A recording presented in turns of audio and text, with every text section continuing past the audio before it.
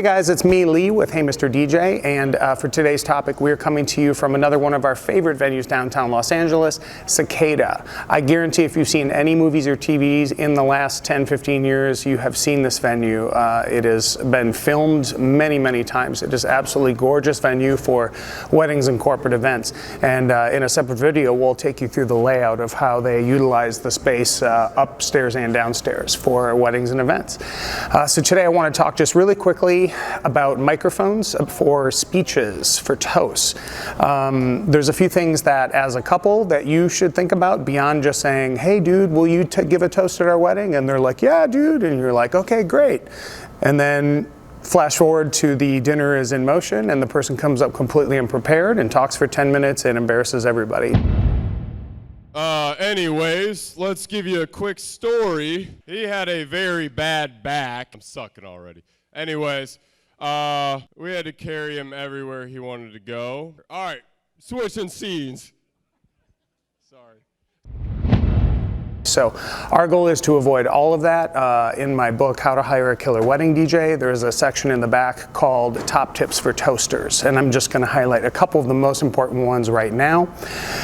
As a couple, when you determine how many people are toasting, typically there might be a welcome toast, and then during dinner there would roughly be 2 to 4 toast tops. Maybe a maid of honor, best man, best friend, another family member. Typically you don't want to go more than 4 toasts throughout dinner, and you factor in 2 to 3 minutes per toaster. So that can, right there is up to 8 to 12 minutes of people speaking. If you have more people that are wanting to speak, the rehearsal dinner is typically the best time for them to speak. So I always say high profile people are put into the wedding, mid profile to low profile people are put into the rehearsal dinner. And once you have allocated who you would like to speak, definitely just sit down and have a quick chat with them or defer to your wedding planner or DJ and connect with them just to give them a few guidelines. The most important being time limit.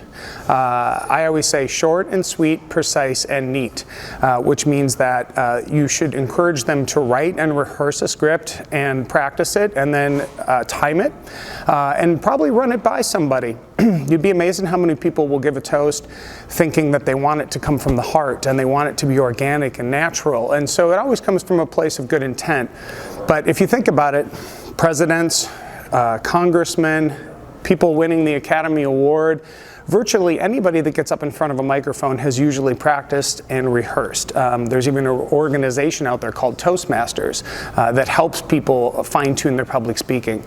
So it's highly encouraged that you communicate with the people that are giving a toast, tell them they've got a time limit, and to write things down. That's another one. A lot of times people are worried that it's going to look awkward that they're reading off their phone or off note cards.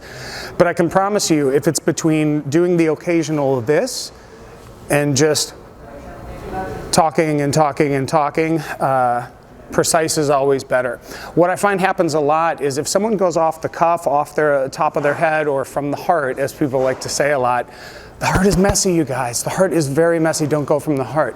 What happens is people don't really have a concept of how long they've been speaking because they're nervous and they're not watching a clock. And what happens is they feel like maybe they haven't just totally nailed it yet, or they haven't made like a really succinct point, and so they just keep talking. And then they get awkward, and then they pause, and then they want to fill that space, so then they keep talking. And that's how a toast that was intended to be 2 minutes ends up to be 10 minutes. So time length and encouraging the people speaking to write, rehearse, practice what they're going to say. That is my biggest #1 tip.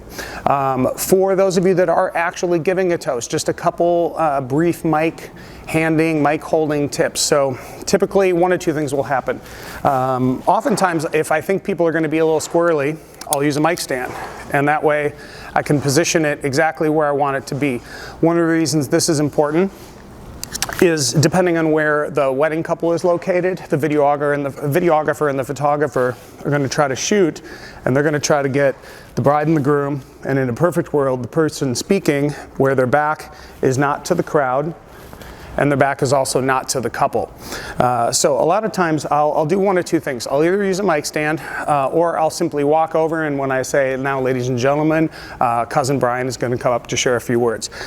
A good DJ will position themselves exactly where they want that toaster to stand, and as they walk up, I'll hand them the mic and I'll gesture exactly where we would position them. And this is usually cleared in advance with the videographer, the photographer, and the coordinator, just to make sure we know where we want to position everybody. If you need both hands free, that would be, as a toaster, then you would reach out to make sure that you have a microphone stand available for you. Otherwise, typically a lot of people can just do it off their phone or off a sheet of paper or a note card and have that other hand. Second thing now, mic handling. This is really important. I always, no matter how many times we've covered it, the last thing I say to someone before I hand them the mic is keep the mic close. People get nervous, and unless you're a professional speaker, you're not exactly sure how much dynamic range a microphone has. I can tell you the sweet spot is typically just a couple inches from the mouth to the mic head. If you get up too close, that's what we call eating the mic, and then you usually get distortion. Too far away is typically when, by the way, right now I'm coming to you from a lav mic, so everything, the sound is really clear and consistent because it's right above my voice box. So I'm not actually demonstrating live. I have another video which demonstrates the difference between lavalier clip-on mics and handheld mics and why you would choose one over the other. But typically you're going to position the mic here so that the dynamic range, which is kind of a broadcast pattern like this, is going to capture you. People that get nervous or aren't experienced holding a microphone tend to start doing this. They tend to drop the mic, and other than running up and physically moving the mic back into position, which can be embarrassing, there's not a lot a DJ can do. We will adjust the gain to try to bring up the volume to accommodate as the mic moves around, but the louder we gain up the mic signal, the higher the risk of feedback. So it's just really important that if you're giving a toast, you get comfortable, just grab anything that resembles a mic, write out your speech, time it, practice it, either in front of the mirror or just in a comfortable space, and then maybe once before the wedding, practice it in front of a friend or a family member. Another big one that I'll just throw in is content of your toast or your speech. If you're going to make a joke, is it actually funny? Would it be offensive to anyone?